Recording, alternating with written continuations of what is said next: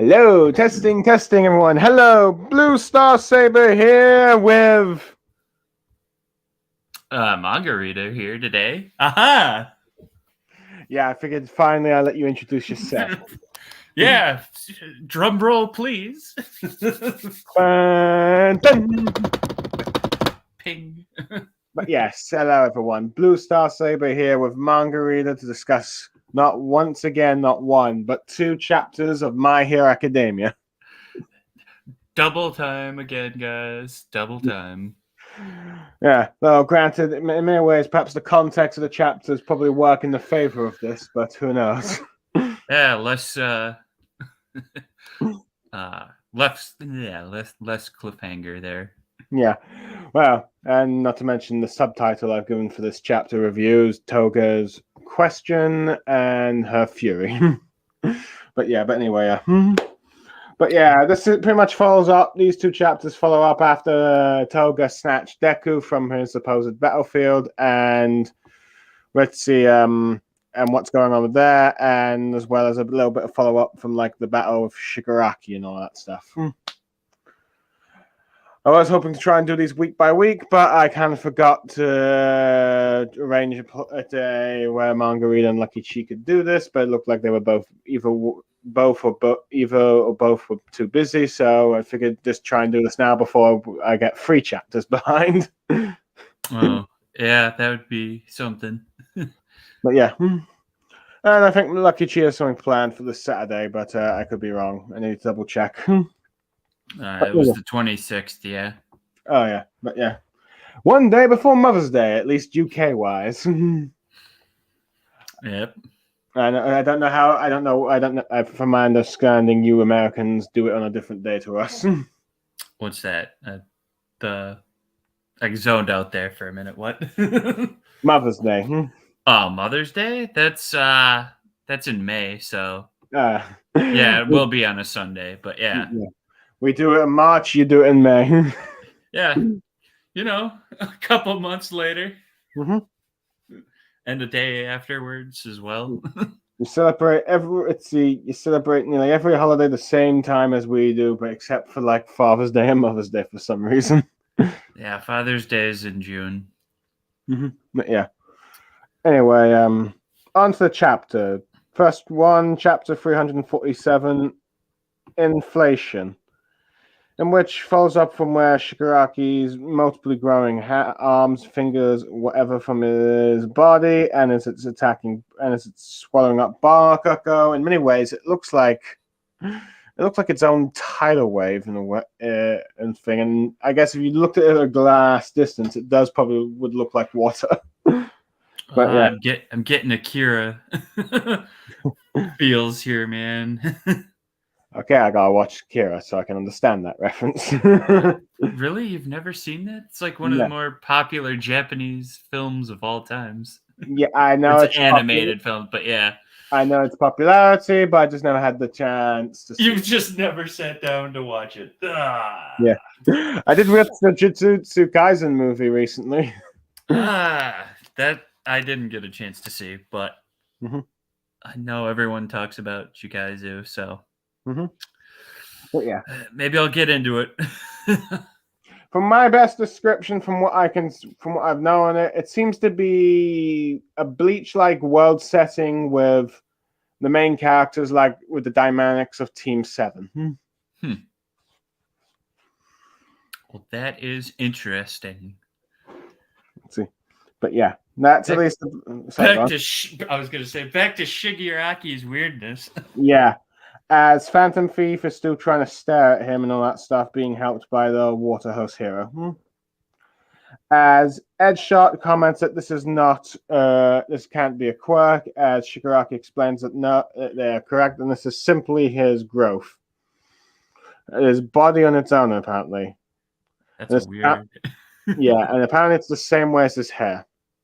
All nails grow longer. The body must adapt to every evolving quirk, apparently. This is the new form humanity acquires, is the next step for the superpowered society, apparently. Apparently, this is done and based on the singularity proposed theory by Garaki, the scientist, if you will recall. Why, yep. As Shigaraki mocks them for how they just sweep it all under the sign and tells them that he is like the future, and this is his body is like the future of their society, if you will. Ooh. Meanwhile, I really should learn the bunny girl's name. Don't worry, Bakugo doesn't know it.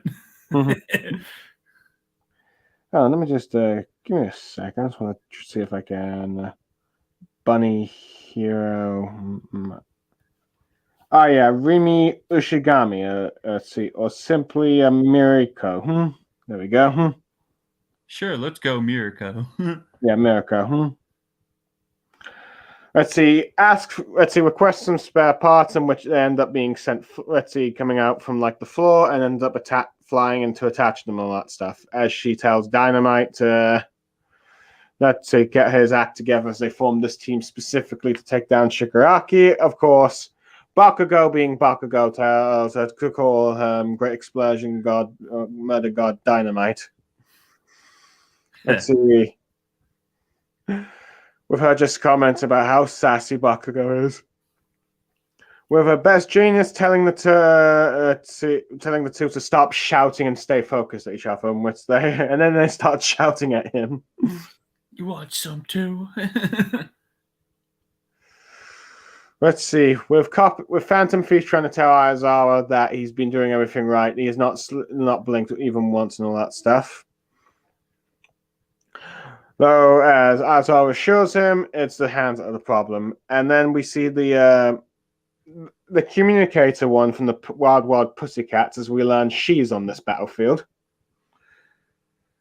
As she informs them that Midoriya is making contact, as they end up contacting, where Midoriya ends up telling them how Toga, nabbed him and all that stuff, as he's on Okato Island, as we get the name of the location. I'm not sure if that's an actual place in Japan or somewhere made up. We'll go with made up until further notice. Fair enough. Let's see, as he's requesting a warp, let's see. And even though Sun Eater and Edgeshot talk about it, let's see.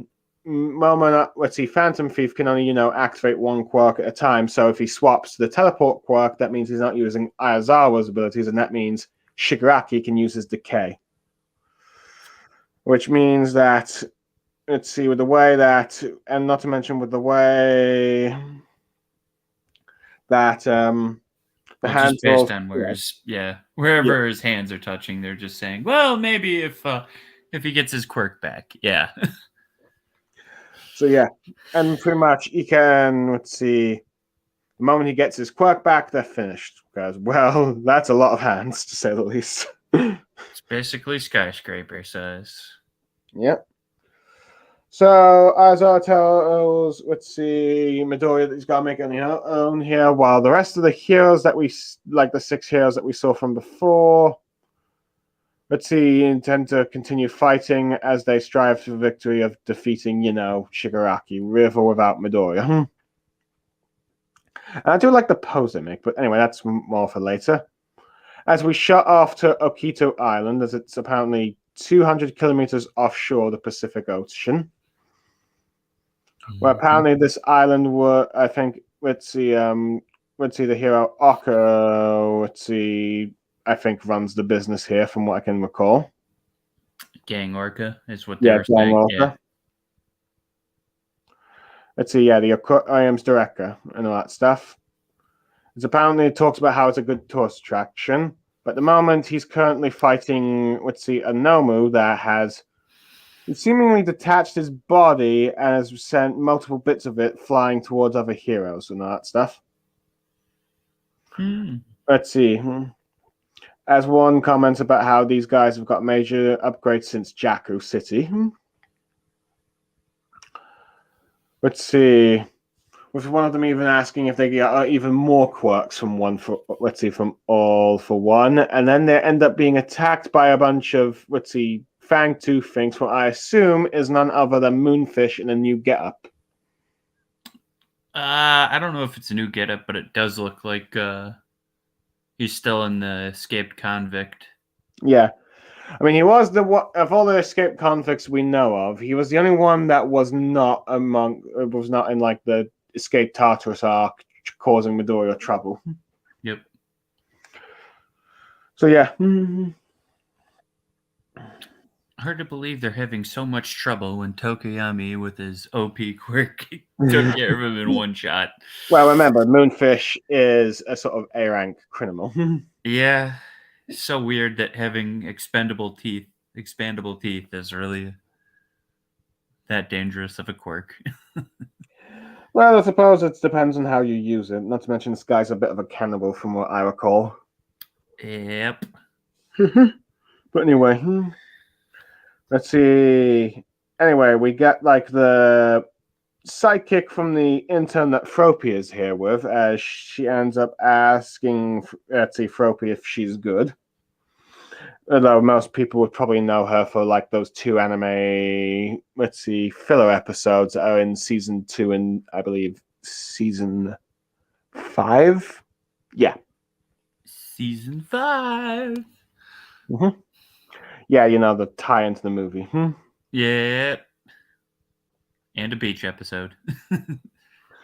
But yeah. Oh, yes. The one, let's see, I guess, let's see, Bones can help, let's see, doing a beach episode.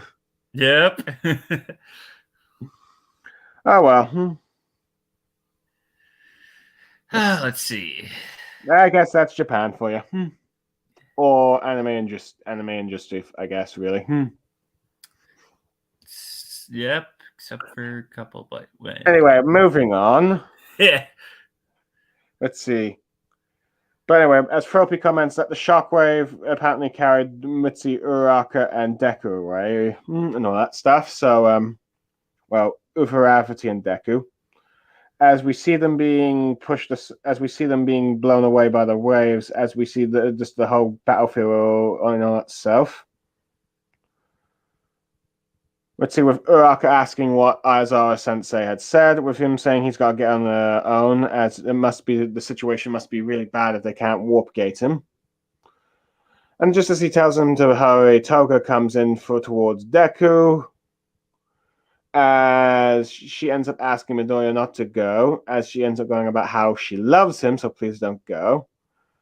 As Uraraka's blown away by the water, and Midoriya's wondering, how come that whenever she comes near me, danger sense isn't working? With the danger sense user thinking that it must be because the danger sense does not see her as an actual danger. As she can't believe something like that really exists and has made it this far in life and all that stuff. But yeah. With Midoriya finally asking the question, what does Toga want with her? And we get a big, let's see, and the final panel of the chapter, page of the chapter, is Toga going all blushy and go like a squealing girl, sort of like a squealy girl, asking for you to be my boyfriend, as this kind of like,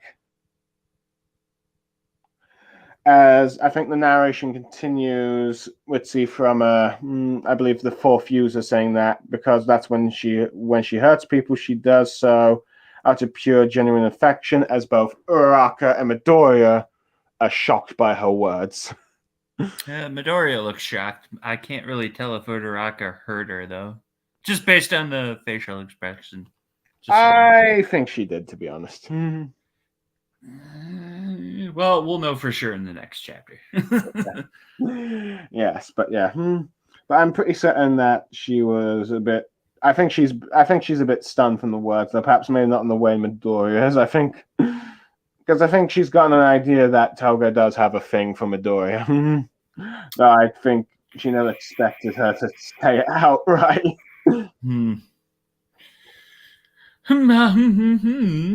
Anyway, before we get more into that, would you like to get the Shigaraki stuff, or would you like to talk about the Toga stuff first?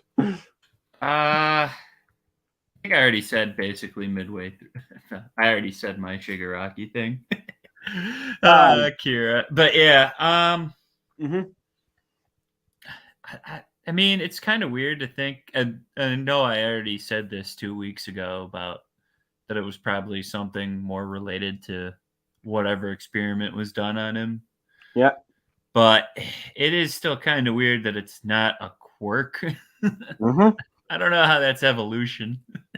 Let's see. Well, and I guess you could say the scientist is doing a forced type of evolution, if you will. Yeah. Still think it's quirk somehow should be quirk related, but whatever. I know it has to defeat eraser, but I guess they got figured. Okay, we gotta give something to Shigaraki that won't be erased. But yeah, but it is. But it is interesting. Sorry, sorry. No, you're good. I was gonna say, well, we can't make him lose to not Deku, so Yeah. he's gotta give him a beat down before Deku can get there. Yep. But yeah, but it's interesting that that they can't with the Phantom Thief cannot able to teleport Midoriya here, so all the heroes have to try and keep him at bay for as long as they can until he arrives, or try and beat him without Midoriya, if you will. Yep. It's a team of 6. Let's see, if you will. And they have to make sure that his quirk remains erased at all times, because with the way his fingers and hands have grown, it could destroy the entire island and all that stuff. Which, I must admit, Shigaraki's decay quirk was terrifying before in the previous arc. Now, it's just like, I'm partly worried he could actually destroy an entire country with what he could do. Maybe even the entire planet if he wanted to. Yeah. Let's see, but yeah. But yeah. But one thing I do like to note that the Wild World Pussycat member with the ability to, communicate with telepathy is here. Yeah. Well, that would make sense. She's basically going to be their walkie-talkie. Yeah. And I'm pretty certain she's the one that will be responsible to let other heroes know what the situation with Shigaraki is going. So, yeah. Anyway, we got a name for the island at least where Toga's battle is. But yeah.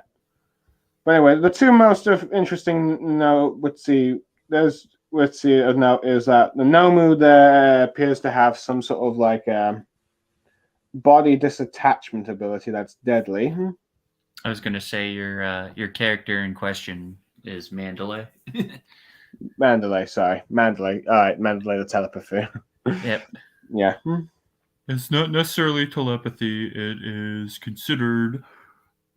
I don't know. I guess it is a telepathy. No. All right, never mind. I'm wrong. It's fine. It's fine. Let's see. Well, it's probably the closest. I sometimes forget that. Let's see. There's not mind reading abilities, but this is probably the closest we're getting. They call it It's called telepath. So yeah. Because sometimes it's like, okay, where's the telepath? Oh yeah, one of the pussycats has it. But anyway. Yep. Other than that, I did enjoy the banter between Miriko and Bakugo. Yeah. It's like they're both loudmouths, so they tell each other to shut up and all that stuff. She can send them, but she can't receive them. So I'm surprised that she was able to receive them. Unless that was something else, but yeah. Oh wait, maybe it was Midoriya making contact. That's right. Yeah. Anyway, yeah. So yes. But yeah, I do also like how it seems like the resources of this UA Dome allow her to replace her broken spare parts whenever she needs them. But anyway, back onto the actual beach thing. We got a glimpse at what one of the high-end Nomus can do here, though it might be a high-end now for we know. And of course, we got confirmation that Moonfish has returned. And it's with Toga in the battlefield. Or at least in Toga's battlefield. Yep. I have to admit, let's see. I'm not sure how. Let's see. I have to admit. Let's see. I'm pretty certain Moonfish is we'll probably just regard as one of the minor villains, really, as he was only a villain for one arc. I do like how he's just somehow appeared and all that stuff, and it seems to be what's keeping Grand Orca, busy.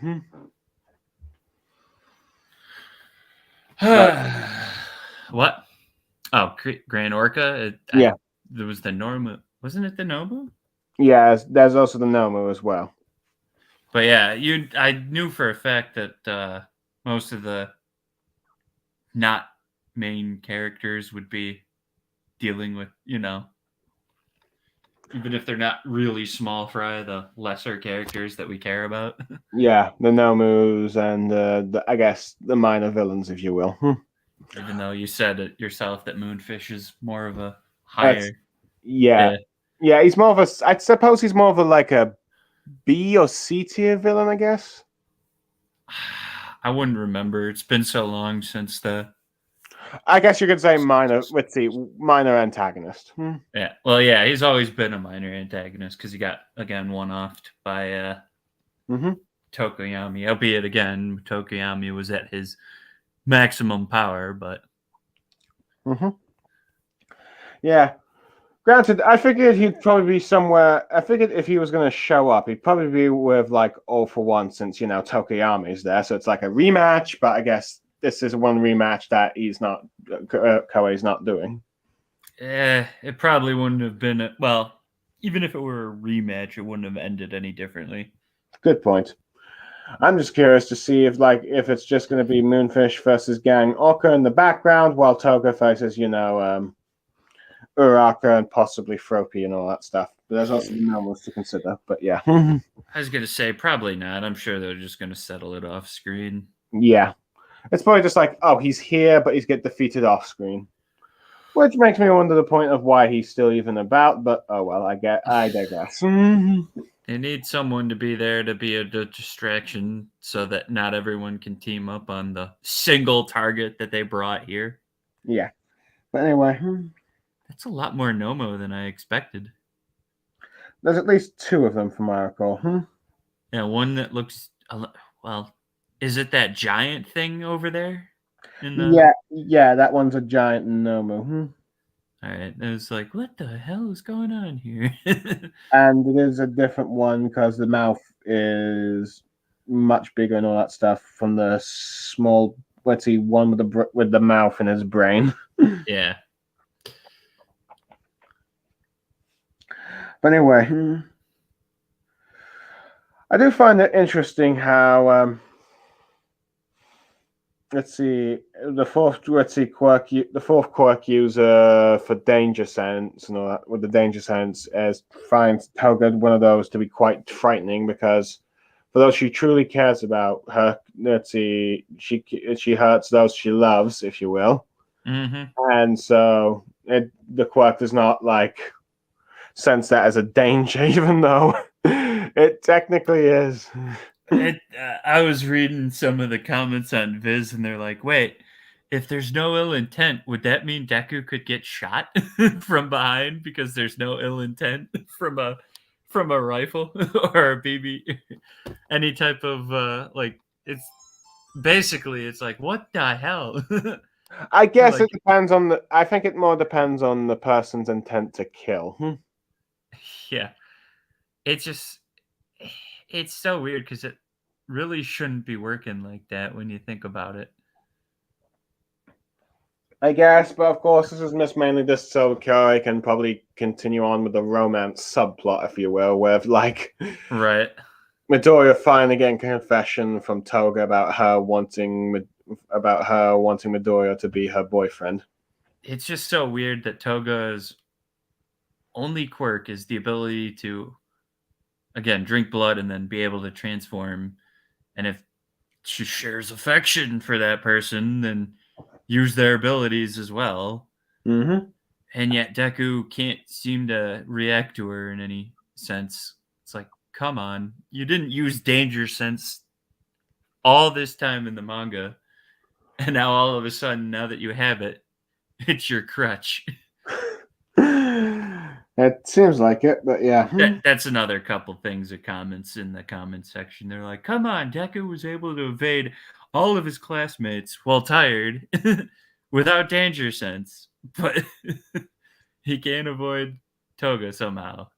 I guess it's more just due to the fact that They just needed to make her weird, and now danger sense kind of isn't as OP as you want to make it out to be.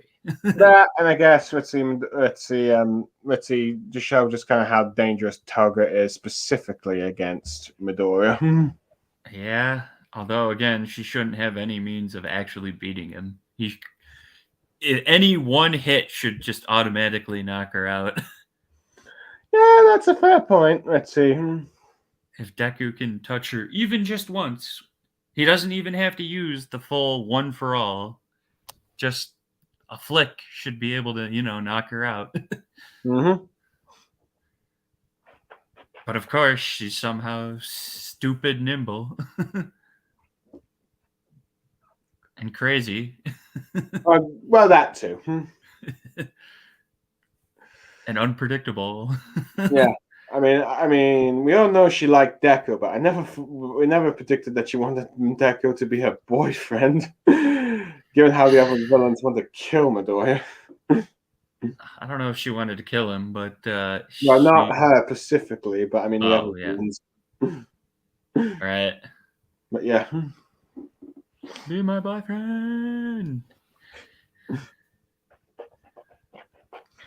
I have to admit, I do wonder how this will affect the romance subplot. Granted, I doubt this is going to bring a love triangle, because I'm pretty certain guarantee Midoriya and Uraraka are getting together. But I do wonder if this will probably pave way to inspire Uraraka to try and eventually confess to Deku.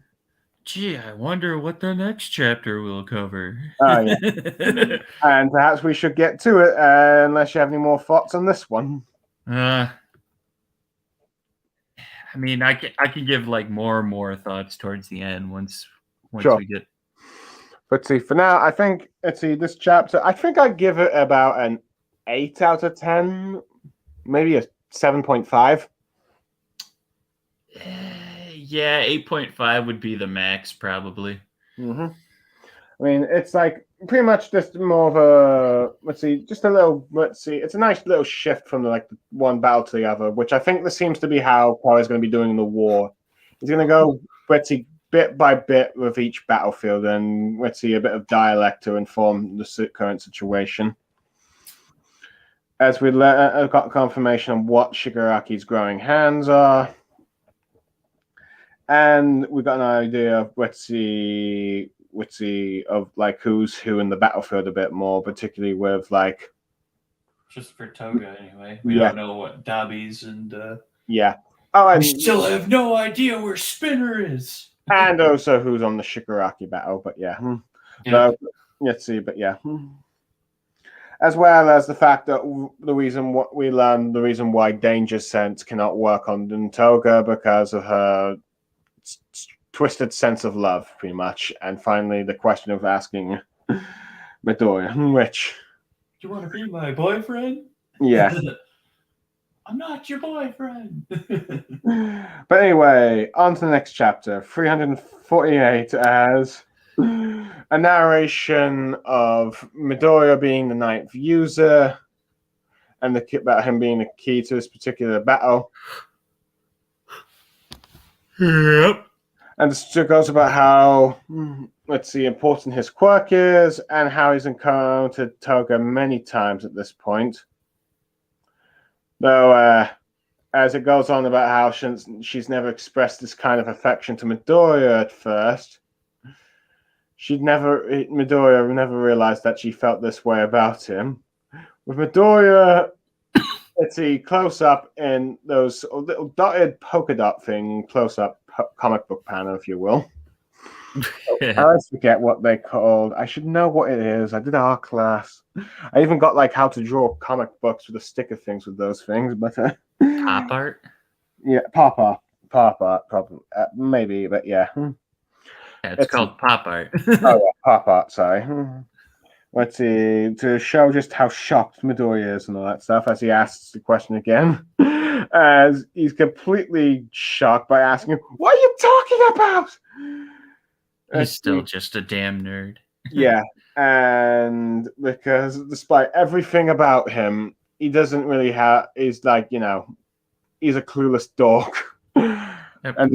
and probably doesn't think that any girl would probably want to go out with him. Or maybe he just doesn't think about just oblivious to the female wound. Yeah. To be fair, I'm pretty certain most dorks and geeks that they were asked out by a girl would probably accept. Now, granted, this is Toga we're talking about. Let's see. That's probably one of the few exceptions. My first crush. Yeah.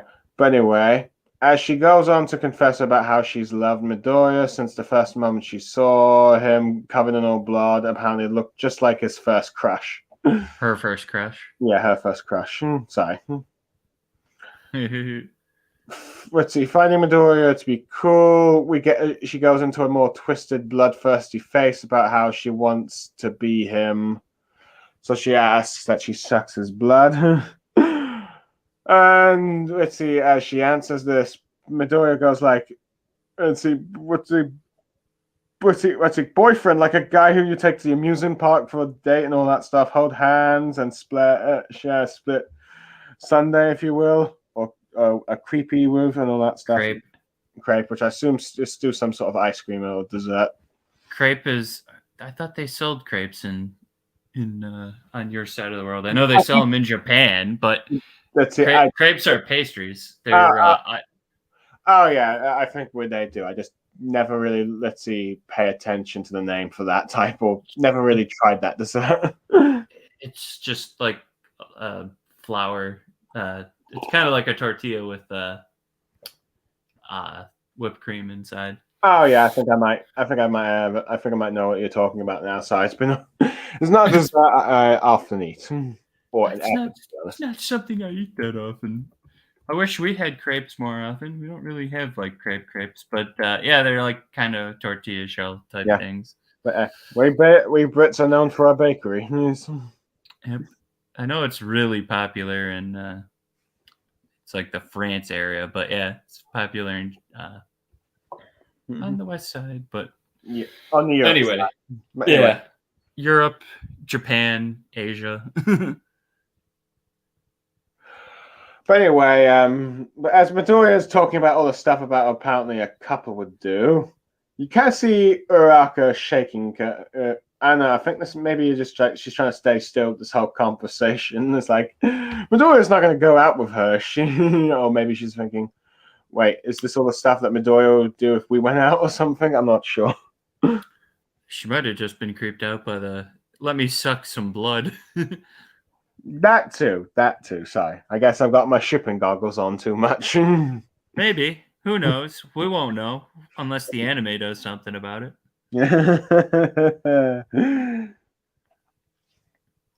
But anyway, for Toga, turning into someone else is all about love, as it's the only way she can feel satisfied with her,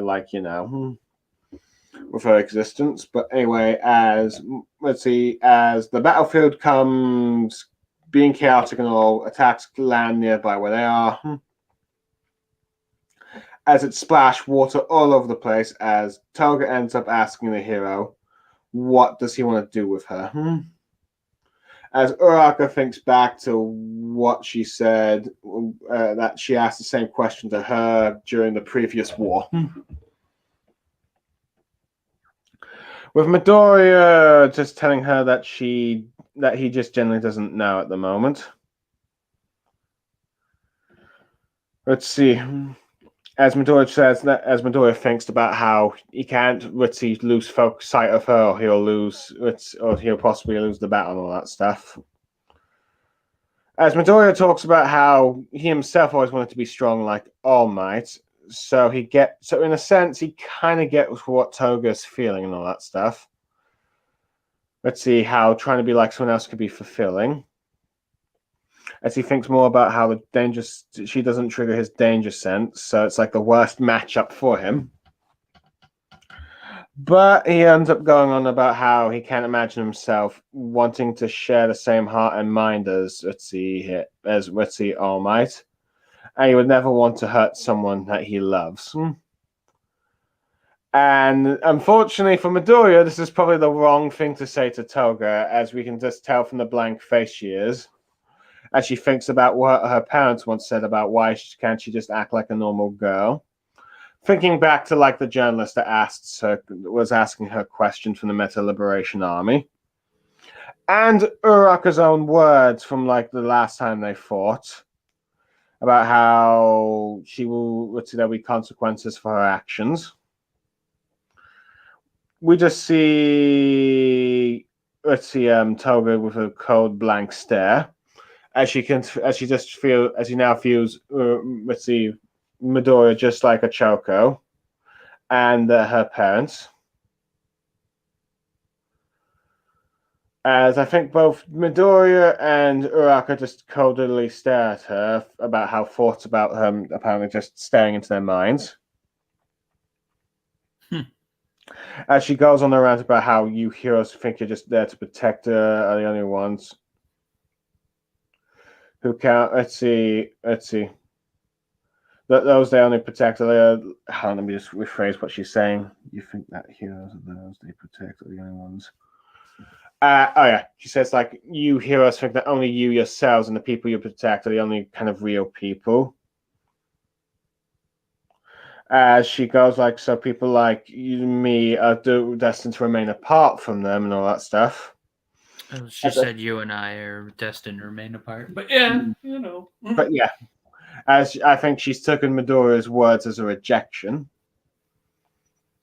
With Midoriya, I think, commenting about how she looks sad, as it seems like he can now sense her danger sense, possibly. I can't, or that's just more of just the electric flow of like all for one outside of Midoriya, as she uses her needle wires to attack Midoriya, as Uraraka heads straight towards Toga to try and grabs her.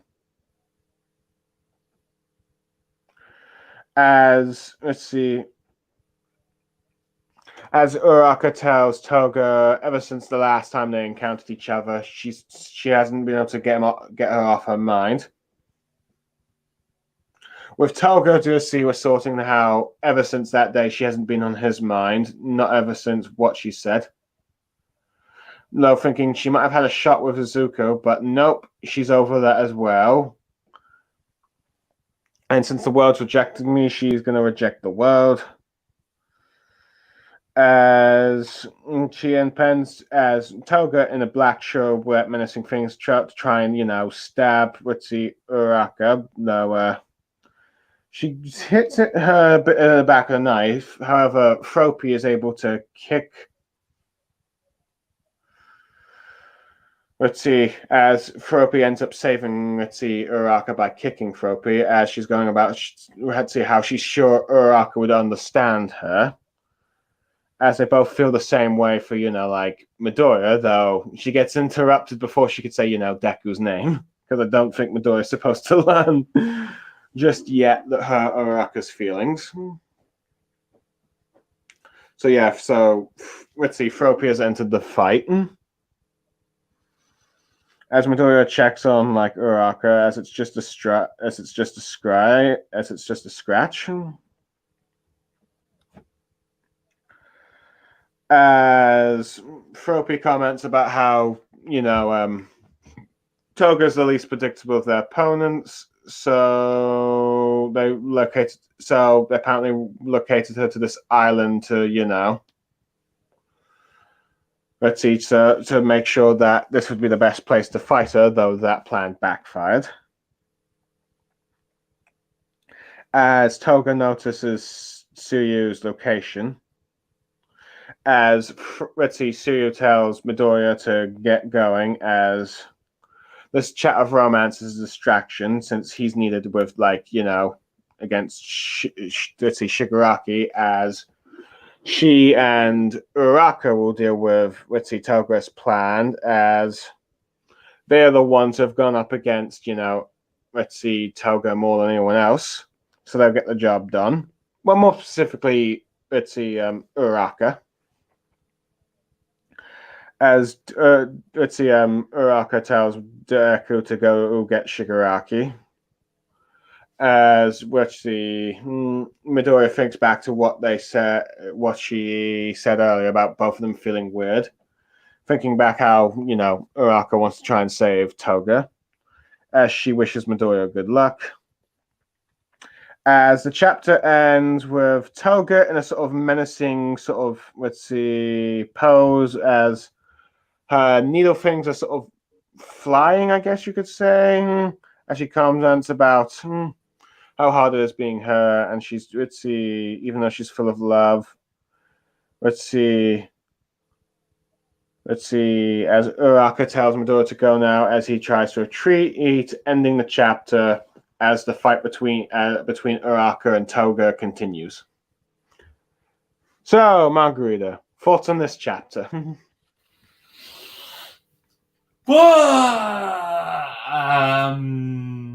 Sorry, my summary took a bit longer than I intended. Oh no. Well, yeah, but thoughts. Oh crap. Kind of drawing a blank on this one, mainly because I'm still kind of confused by what she technically means by her love. Well, from what I can, I know what she means. It's just weird how she goes at it. I don't really know. I don't really understand how what Deku said was really considered wrong to her, but whatever. He didn't say that she wasn't. She's just weird. Toga's just weird. I think she just interpreted his words the wrong way. She interprets everyone's words the wrong way. Apparently she wants. I don't know. I don't know how you go about telling someone who technically isn't using their quirk wrong, or someone that even has that quirk, that they can't be. But it's just so, I don't know how. She's done so many bad things that I don't even think anyone just. I don't know. I don't think she deserves redemption. But at the same time, it's like, someone should tell her that, hey, your life does matter, obviously. Let's see. The very best, I think, she probably should be captured. If she can be captured alive, she should try and get some help. I guess. But possibly to rehabilitate and maybe try and get into society, but then again, Toga like Shigaraki is weird because on the one hand, they technically are where they are because of how they got treated growing up. So it's like they're clearly, and again, that's what the chapters long ago before was like, he's done bad things and I don't want to forgive him, but at the same time, it's like, why is Koei writing them like this? On the one hand, they're definitely bad. On the other hand, they're only bad because of the things about them, like her parents telling her that, oh, why don't you act normal? What's so normal about that? Or what? Maybe it was because she used the quirk differently than she took enjoyment in using that quirk, but I don't know. I mean, if you're born with that quirk, shouldn't you use it? I guess, the problem was that I think she went too far with like the blood sucking thing, particularly. I think she nearly drained that boy she had a crush on. Right. That looks like Deku. Nearly dry as he was nearly dead and all that stuff. Not to mention the pure joy in her face, which I think creeped so many people out, apparently, including all the friends that she had made at the time. Right. It's so weird. Like I said, on the one hand, she's the victim of society. On the other hand, it's all her. It's all on her in the first place anyway. So she has no one to blame but herself. But she's just so messed up that it's just ugh. Just like Shigaraki again. He's done bad. It's all on him. He chose to do bad, but it was society that essentially pushed him to doing bad.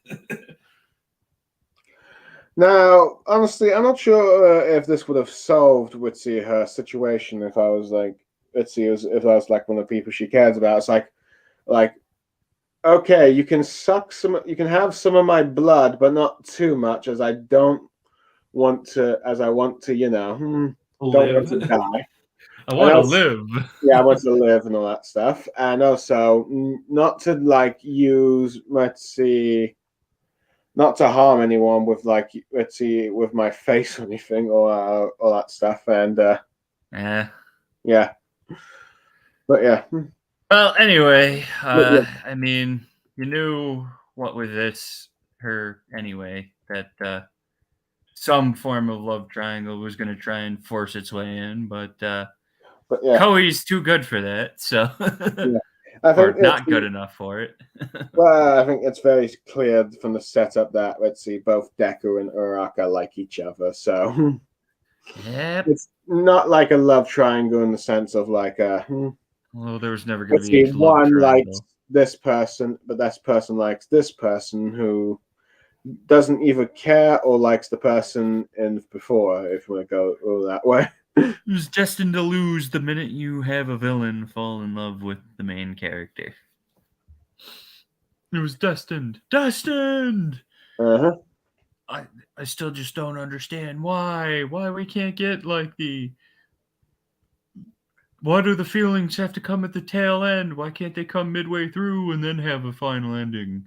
Gosh damn you shonens. Understand your action mangas. I know, I guess they think like if they make the couples happen too early, they'll lose possibly some Yeah, we've views. had this discussion with Chi many times. Oh I yeah. just always like bringing it up anyway. It's like, Sorry. No. no, you're good. Let's see. I'm just letting everyone know that yes, if you ever go and watch Blue Stars or any of Chi's channels, him, and Blue always talk about this particular trope that either needs to die or Evolve. be reworked. Yeah. There should be no reason why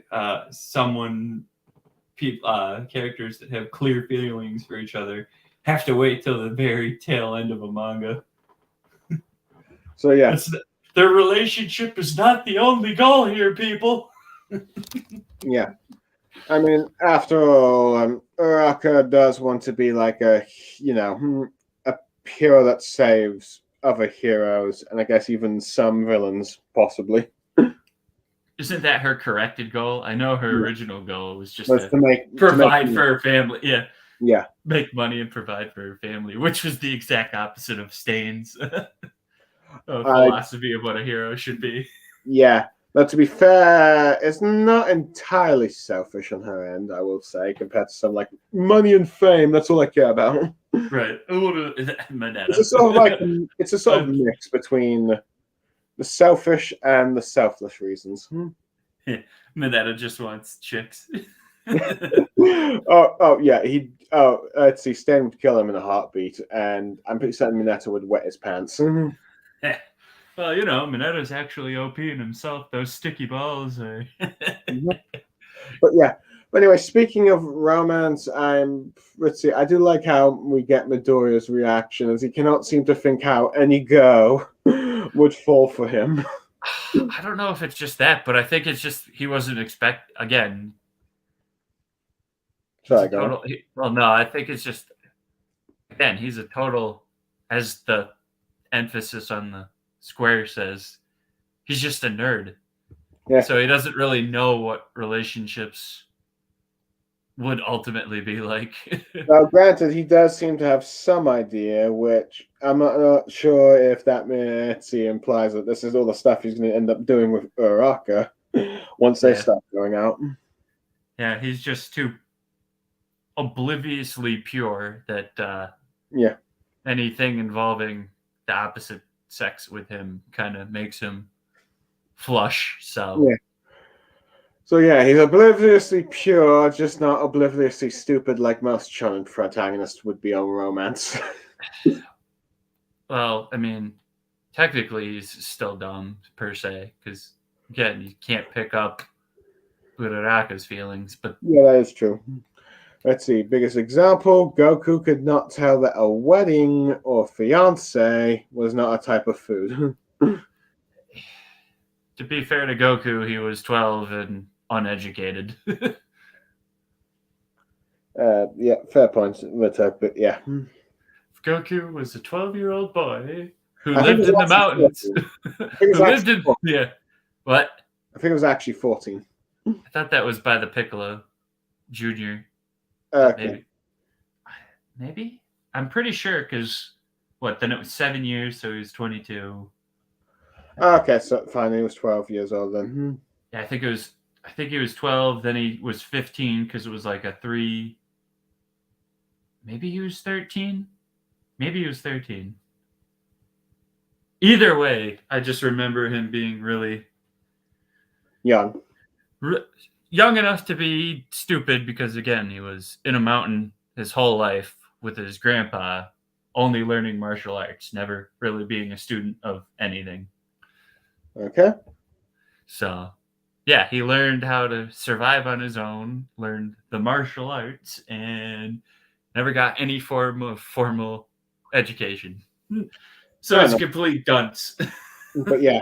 And unfortunately, that's been a case with every shonen protagonist since who have no idea when a girl is crushing on them. Yep. Because we have to wait to the end of the story. But Yep. but anyway, I do like how Midoriya ends up, let's see, trying to sympathize with Toga, saying like, okay, I kind of get it, wanting to be like someone you love, as it was like he has like his admiration for All Might. Though, unfortunately, I think due to probably the way he said these words, is that he can never imagine being exactly like them, and nor could he ever see himself hurting people. Toga just took that the wrong way of saying like, you're not normal or something. Yep. Well, villains are villains, and they're gonna overthink everything. So, So yep. yes. So now Technically, villains aren't real people. let's see. So now she's completely full of rage, thinking Deku is just like everyone else, rejecting her, not accepting her. So she's going to try and kill them all and all that stuff, if you will. Yep. Now, granted, but she does not realize that particularly because she seems to hold a grudge against Uraraka since that day. Yeah. Let's see. Doesn't seem to hold anything. Yeah, heroes like Uraraka and Midoriya would try to help her if they can. I guess that she doesn't want to change, basically, is what it is. Yeah. So who knows? Now, granted, I don't think Toga is going to die at the end of the series. I think Uraraka is at worst, for her at least. Let's see, she's going to be defeated by Uraraka and Froppy, and then get sent to a prison where, who knows, maybe later Uraraka comes to visit and tries to help Ritzy calm her down, I guess you could say. Rehabilitate, etc. And I'm looking at these panelings again, 8 and 9. I'm still trying to figure out how the hell, how did Toga get behind Ochaku? I don't know. I guess it's just the frog-like abilities she has. It's just weird because we see her tentacle things coming from behind Ochaku, and then all of a sudden Toga's there as well. But it's like, how? This is going to be one of those ones that it's going to have to make more sense animated. Oh no, they'll probably maybe add a scene or two about it in the anime. I'm going to have to show something because I don't know how this works. But anyway, I know you didn't mention it, but Deku also saved her with the black whip. Oh, okay. Fair enough. Yeah. So it wasn't just Ropey that came in and saved. I also didn't catch it the first time I read it, but when I was reading the comments after I had read it the first time, I'm like, oh, wait, Black Whip? And then it's like, oh, wait, yeah, I'm seeing it on this read through that, yeah, Deku's Black Whip also caught Toga. Fair enough, but yeah. And she made a comment, there I cut it. So I guess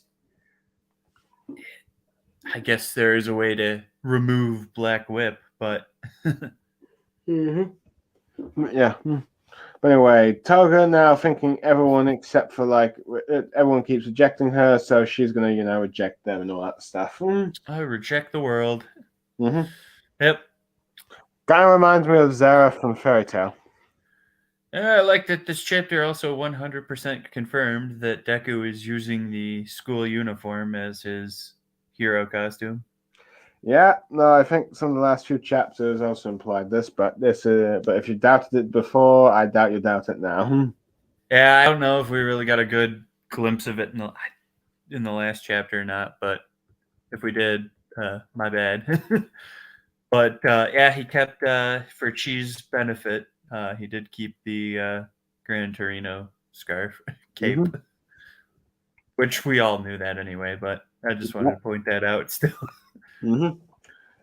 But anyway, it seems like interesting enough that Midoriya's purpose in this fight against Toga is done, as it was mainly just to ask her, for her to ask him a question about whether or not he would be her boyfriend, and it's due to his poor choice of words has alienated her and all that stuff, and is now on a murderous spree against some of the ones that she used to have I guess you could say, love.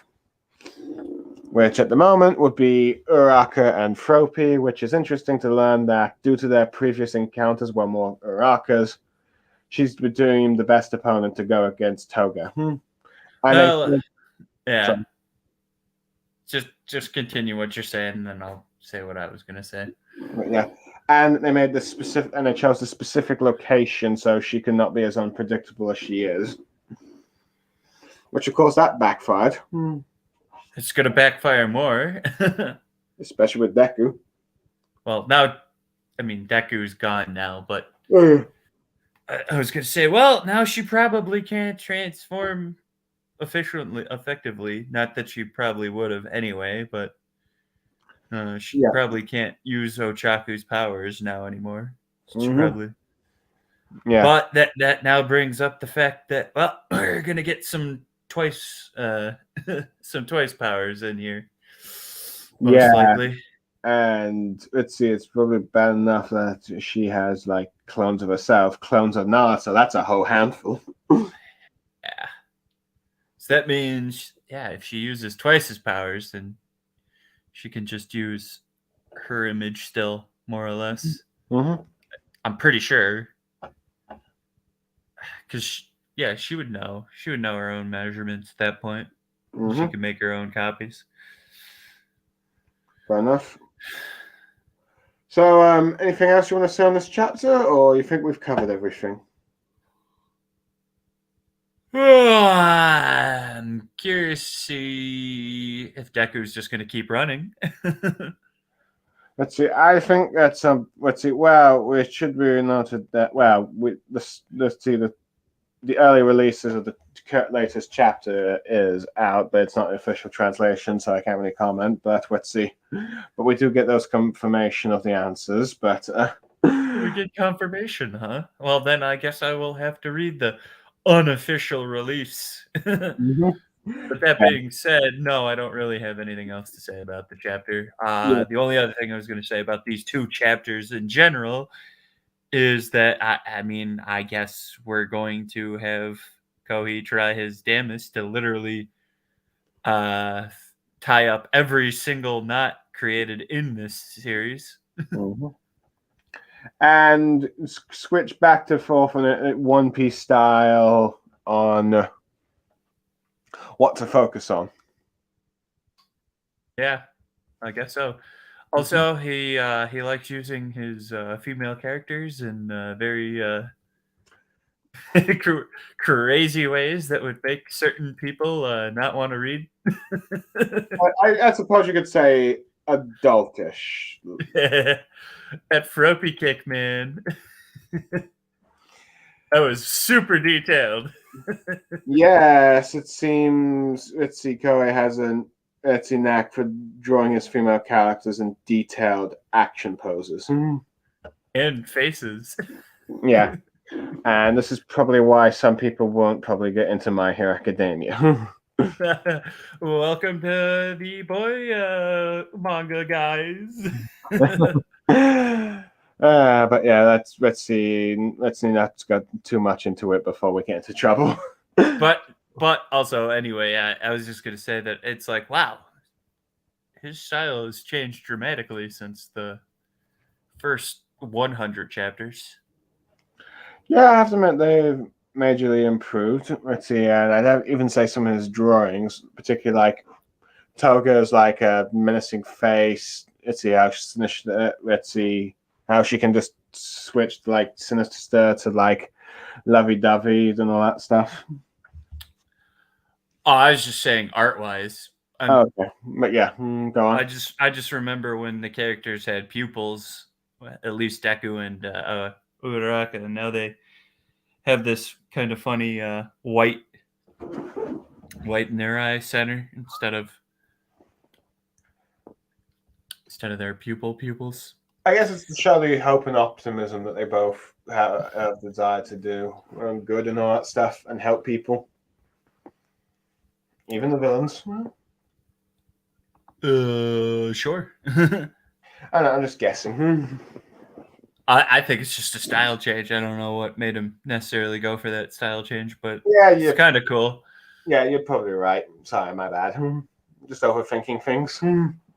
I mean, it could be that reason, but I was just thinking, it's like, it's just an interesting style change that he decided to go with for some reason. I don't know. Mangakas do change their style all the time. Yeah, I mean, you just look at Bleach and One Piece.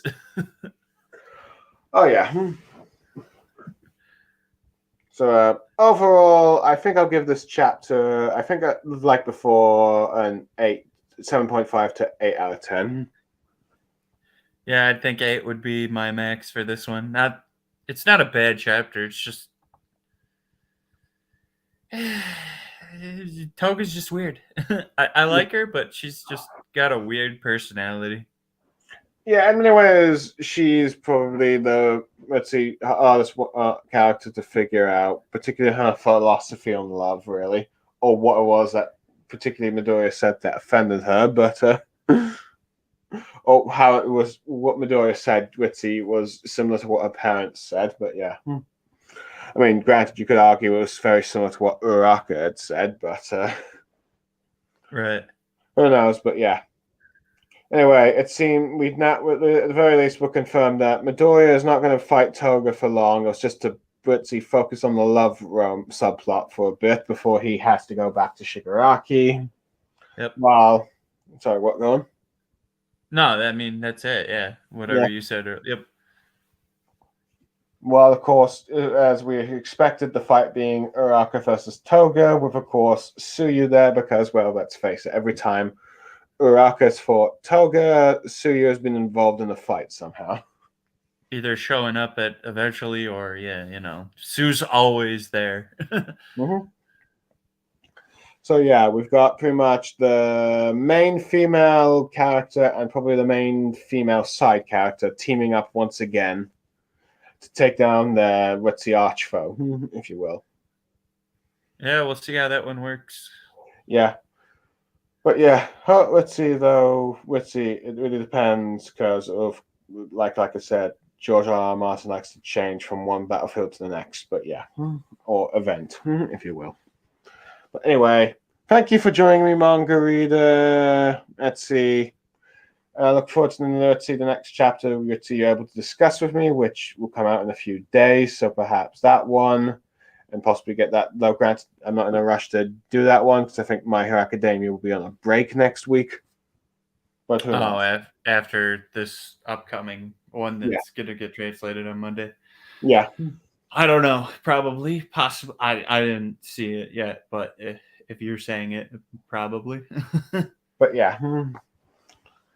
So let's see, for those who've ended up watching this video, I thank you for your time. I am Blue Star Saber. Mangareader. And we are signing off. Plus Ultra, everyone. Plus Ultra, guys. And goodbye.